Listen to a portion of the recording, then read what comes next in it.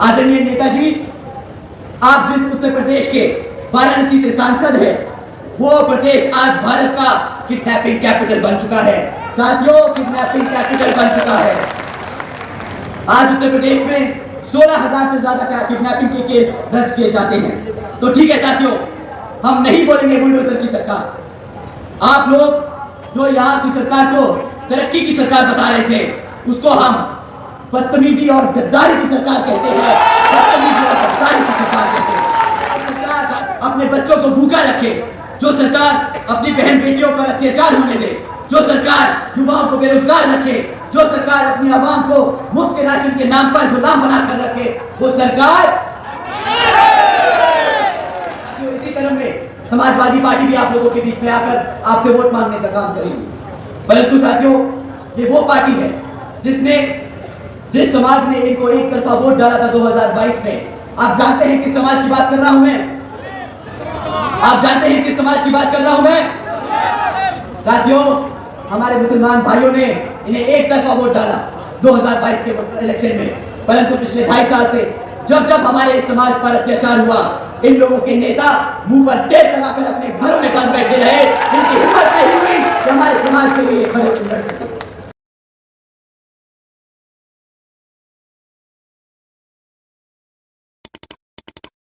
जिंदाबाद, जिंदाबाद जी, संघर्ष करो, हम आपके साथ हैं। कासन जी, संघर्ष करो, हम आपके साथ हैं। कासन जी, संघर्ष करो, हम आपके साथ हैं। डीएसपी की क्या पहचान? नीला झंडा हाथी निशान। डीएसपी की क्या पहचान? नीला झंडा हाथी निशान। कुमारी माइती जी जिंदाबाद, जिंदाबाद, जिंदाबाद। कुमारी माइती जी जिंदाबाद, जिंदाबाद, जिंदाबाद। समाज पार्टी जिंदाबाद, जिंदाबाद, जिंदाबाद। कासन जी जिंदाबाद, जिंदाबाद, जिंदाबाद। कासन जी जिंदाबाद, जिंदाबाद, जिंदाबाद। कासन जी, संघर्ष करो, हम आपके साथ हैं। मानिए कासन जी, संघर्ष करो, हम आपके साथ हैं। डीएसपी की क्या पहचान? नीला झंडा हाथी निशान। डीएसपी की क्या पहचान? साथियों, जिनके इंतजार में हम लोग काफी देर से, जिनका आप इंतजार कर रहे थे, आज के इस कार्यक्रम के मुख्य अतिथि बहुजन समाज पार्टी के राष्ट्रीय कोऑर्डिनेटर, हम सब के अगुआ, परम आदरणीय, परम सम्मानित माननीय आकाश आनंद जी हम सबके बीच में आ चुके हैं। मैं चाहूंगा कि मंच पे उपस्थित सारे हमारे पदाधिकारीगण, प्रत्याशीगण, पूर्व प्रत्याशीगण, सामने बैठे सारे समर्थकगण, माताओं बहनों से मैं निवेदन करूंगा कि एक बार जोरदार ताली बजा करके माननीय राष्ट्रीय कोऑर्डिनेटर साहब का स्वागत करने का काम करें। मैं चाहूंगा कि हमारे जो पदाधिकारीगण साथी हैं, माननीय हमारे प्रत्याशीगण हैं, वो बड़ी वाली माला ला करके माननीय राष्ट्रीय कोऑर्डिनेटर साहब का स्वागत करने का काम करें।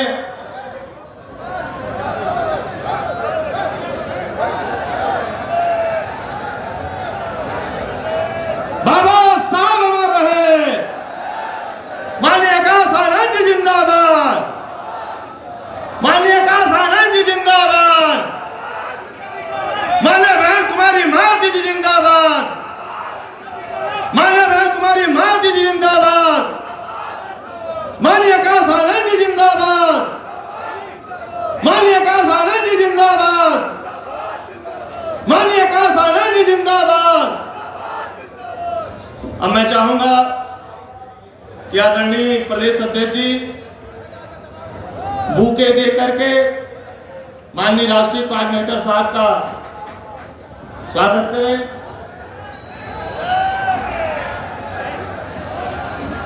इसके साथ साथ आदरणीय श्री घनश्याम चंद्र खरवार जी, पूर्व सांसद, तथागत बुद्ध जी की मूर्ति देकर के स्वागत करें।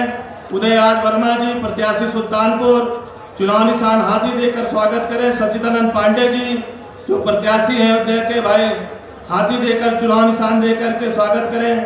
भाई मनोज वर्मा जी मुकुट भेंट करके जो पूर्व प्रत्याशी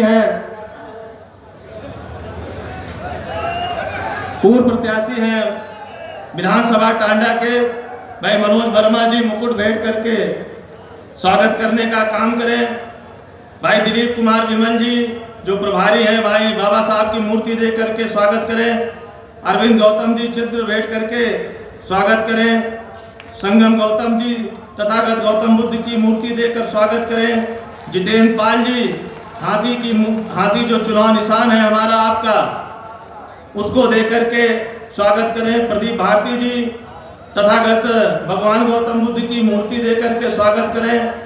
श्री नीजर सिंह जी तथागत भगवान गौतम बुद्ध की फोटो देकर स्वागत करें। महेश राजभर जी राजा सुहेल देव राजभर जी की मूर्ति देकर के स्वागत करने का काम करें। प्रीति बौद्ध जी और अविनाश बौद्ध जी भी आप भी प्रतिमा देकर के स्वागत करने का काम करें। राम गोपाल जी आपसे भी निवेदन है कि आप भी प्रतीक चिन्ह देकर के स्वागत करें। साथियों, अब मैं विलंब न करते हुए मैं निवेदन करूंगा मंच पे जो हमारे जिम्मेदार साथी हैं वो जल्दी जल्दी माननीय मुखर्जी जी का स्वागत करके अपने अपने स्थान को ग्रहण कर लें।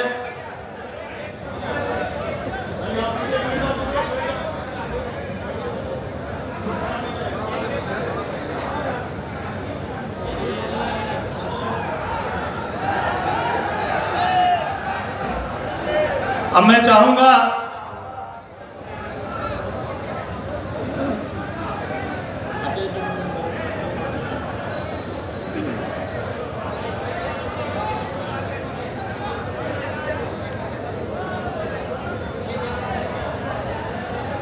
साथियों, मैं आज के इस कार्यक्रम के मुख्य अतिथि बहुजन समाज पार्टी के राष्ट्रीय कोऑर्डिनेटर परम आदरणीय परम सम्मानित माननीय आकाश आनंद जी से अनुरोध करूं कि हम सबको संबोधित करें। उससे पहले दोनों हाथ उठा करके जो हमारे मंच के साथी हैं, सामने के साथी हैं, उनका स्वागत करने का काम करें। बाबा साहब अमर रहे, बाबा साहब अमर रहे, मानवर काशीराम साहब अमर रहे, माननीय बहन कुमारी माता जी जिंदाबाद। जब भी कोई नेता, जब भी कोई यहाँ से बहुजन समाज पार्टी से निकल के जाता है तो उसके पास सबसे आराम से, सबसे आसानी से बोलता है कि भाई बीजेपी बीएसपी में तो लोग पैसा लेते हैं, किताब ज्यादा मांगते हैं। साथियों, हकीकत तो ये है कि जो विपक्षी पार्टियां हैं, आपने इलेक्ट्रल बॉन्ड्स के बारे में सुना है?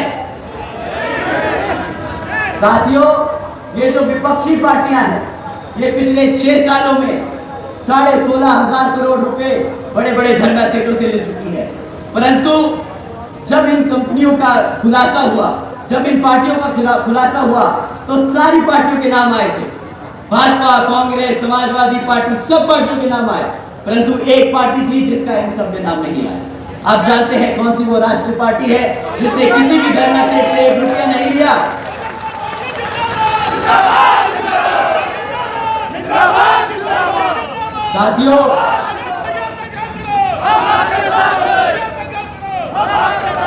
साथियों, बहुजन समाज पार्टी का उस लिस्ट में इसलिए नहीं नाम था क्योंकि बहुजन समाज पार्टी एक इकलौती पार्टी है जो अपने कार्यकर्ता, अपने समर्थकों के तन मन धन से चलती है, ना कि किसी धरना सेठ के पैसों से। साथियों, पिछले 10 सालों में ये भाजपा सरकार केंद्र की सत्ता में रही है, तो जब भाजपा आप लोगों के बीच में आए तो आप लोगों को उनसे सिर्फ 3 मुद्दों पे सवाल उठाने हैं: शिक्षा, सुरक्षा और रोजगार। मैं किसी जाति, धर्म या किसी जाति या धर्म के आधार पे आप लोगों से नहीं कहूंगा कि उन पे सवाल करो। हम आपसे नहीं कहेंगे कि राम मंदिर के ऊपर सवाल करो। साथियों, बाबा साहब ने हमें शिक्षा के आधार पर अपना संवैधानिक हक और उनके राजनीतिक ताकत के लिए लड़ना सिखाया था। तो हम सिर्फ शिक्षा, सुरक्षा और रोजगार के लिए बात करेंगे। साथियों, सबसे बड़ा मुद्दा पेपर लीक होने का। मैं समझ सकता हूं कि यहाँ पर कितने युवा साथी हैं जो पिछले 10 सालों में कई बार सरकारी भर्तियों के लिए एग्जाम देके आए हैं और जानकर उन्हें बड़ा दुख होता है कि कुछ महीने बाद वो पेपर लीक हो गया। यहाँ पर कितने युवा साथी हैं जिन्होंने पेपर दिया और पेपर लीक हो गया? सभी पंडाल में लोगों ने हाथ उठा रखे। जानकर हैरानी होगी साथियों कि यहाँ पर केंद्र की सरकार में 30 लाख से ज्यादा पद खाली पड़े हैं, जहां पर इन लोगों ने जानबूझकर वो पद नहीं भरे हैं, क्योंकि वो जानते हैं अगर उन्होंने वो पद भरे तो उन्हें बाबा साहब के दिए हुए संविधान के हिसाब से आरक्षण भी देना पड़ेगा, और वो ना आपको रोजगार देना चाहते हैं ना वो आपको आरक्षण देना चाहते हैं। साथी कहते हैं कि इन्होंने 80 करोड़ जनता को मुफ्त में राशन देने का काम किया है। आप लोग ही बताइए साथियों, जब 2014 में ये हम सब से वोट मांगने आए थे, जब ये जनता से वोट मांगने आए थे, तो उन्होंने वादा मुफ्त में राशन देने का किया था या सालाना 2 करोड़ नौकरी देने का किया था? आप बताइए साथियों, किसका वादा किया था? साथियों 2 करोड़ नौकरी देने का वादा किया था, परंतु जब नौकरी नहीं दे पाए तो सोचा मुफ्त में राशन ही देके इनका मुंह बंद कर दिया जनता। 6,000 से 12,000 रुपए का राशन नहीं बनता साल का। परंतु हमारी माँ जो जहां बैठी है, माँ आप जरा सुनिएगा कि अगर आपके लड़के की क्लास 4 की सरकारी नौकरी लगती तो वो महीने का कम से कम 20,000 रुपया तो कमाता ना। बता माँ, 20,000 रुपया तो कमाता ना। माँ वो आपका लड़का साल का 2.5 लाख रुपया आपके घर में ला के रखता, जहां पे ये आपको 6,000 या 12,000 रुपए का राशन देते हैं। ये 12,000 रुपए के राशन पे जो 2.5 लाख का चूना आपको लगा रहे हैं, तो इस बारी साथियों जिस थैले में भर के इन्होंने आपको राशन दिया था, वही थैला इनको थमाकर खाली कर इन्हें वापस भेज देना और बता देना कि मेरा वोट मेरे हाथी के साथ है, मेरा वोट मेरी बहन जी के साथ है।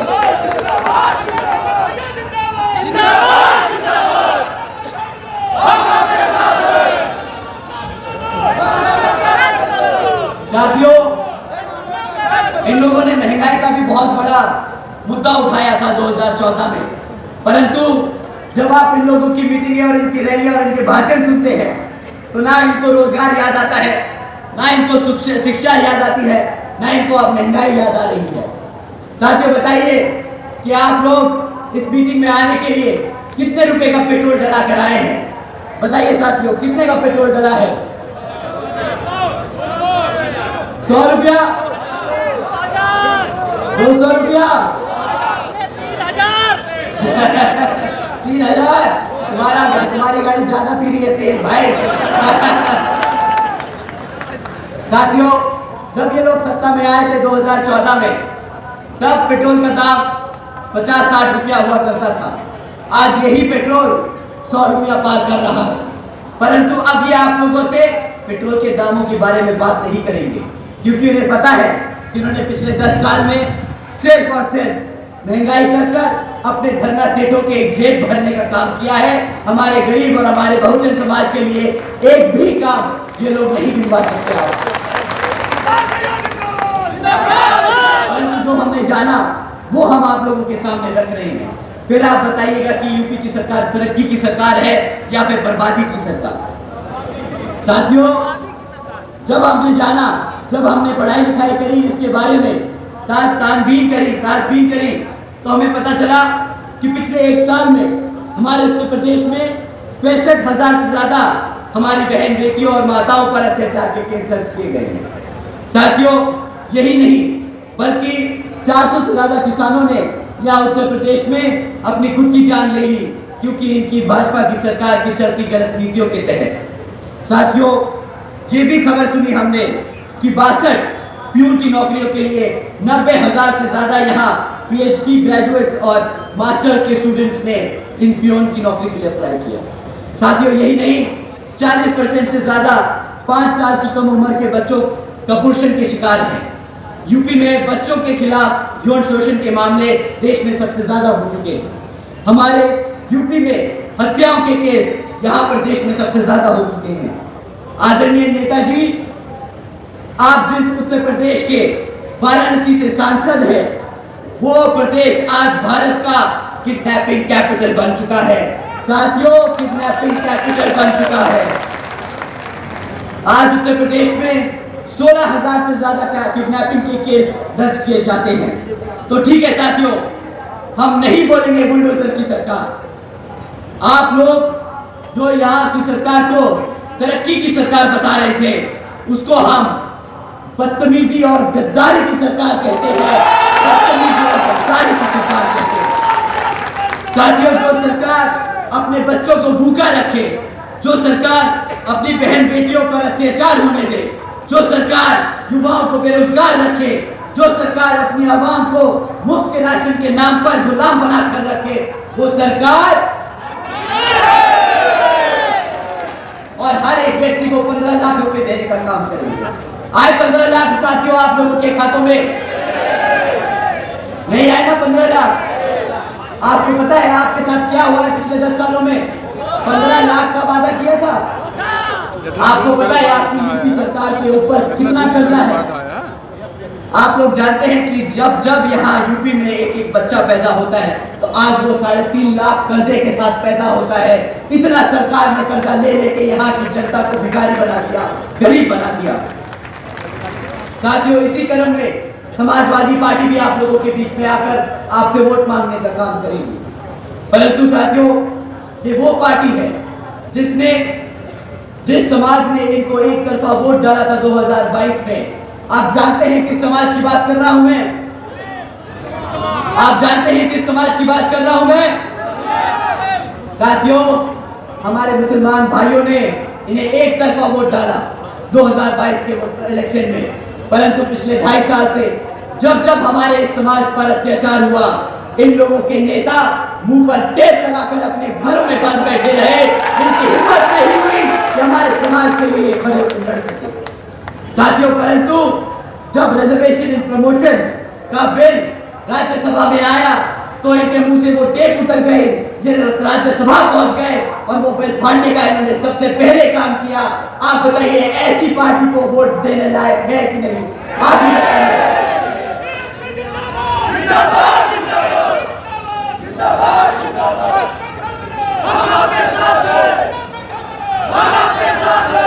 साथियों, जो समाजवादी पार्टी अपने आप को ओबीसी समाज से कहती है, वही समाजवादी पार्टी अपने ओबीसी समाज के रिजर्वेशन के खिलाफ राज्यसभा में बिल फाड़ने का काम करती है। इन लोगों को वोट डालना मतलब अपने समाज से गद्दारी करने बराबर होगा। साथियों, इनको वोट डालना बिल्कुल नहीं।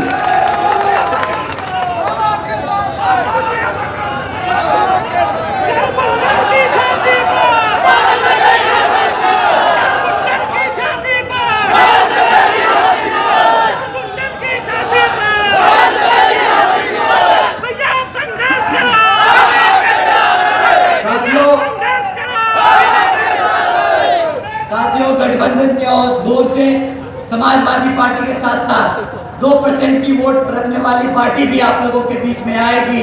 वो हाथ दिखाने वाली पार्टी है ना, जो हाथ दिखाती है, क्या नाम है?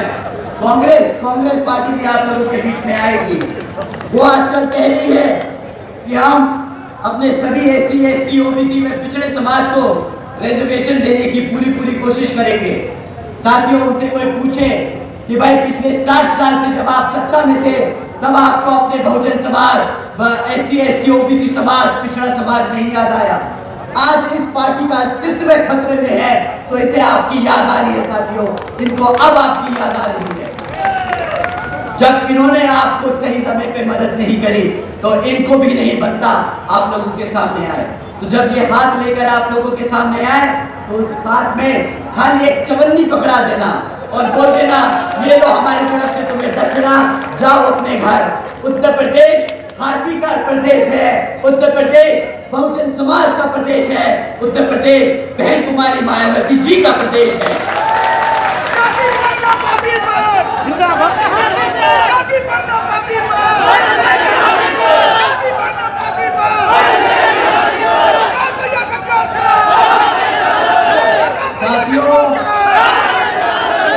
साथियों, बहुजन समाज पार्टी इकलौती पार्टी है जिसने हर समाज को सम्मान देने का काम किया है। आप सबने देखा किस तरह बीजेपी ने क्षत्रिय समाज और मुस्लिम समाज का अपमान किया है, लेकिन आपकी नेता ने गाजियाबाद से गाजीपुर तक किस तरह क्षत्रिय और मुसलमान समाज को सम्मान देने का काम किया है वो आप लोगों ने देखा है। आप लोगों ने देखा है किस तरह हमने किस समाज से यहाँ पर प्रत्याशी उतारने का काम किया।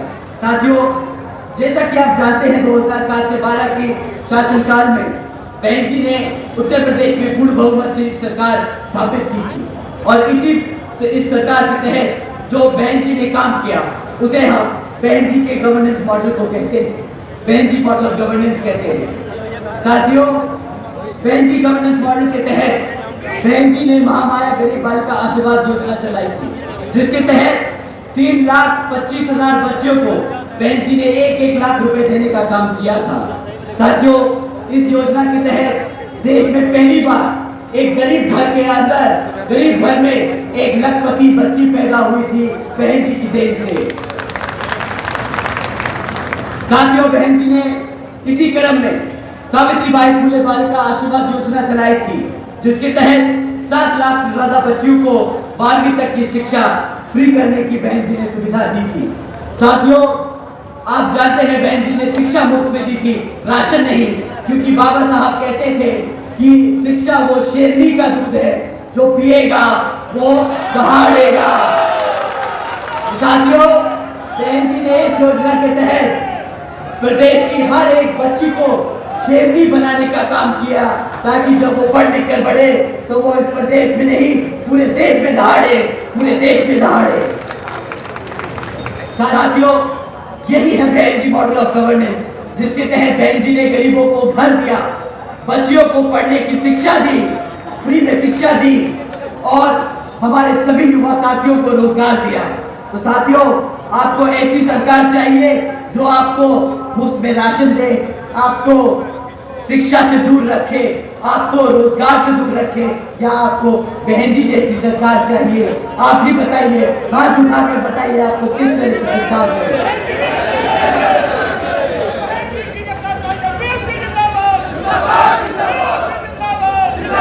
अपनी बात यही समाप्त करते हुए आप लोगों का एक बार फिर से धन्यवाद करता हूं।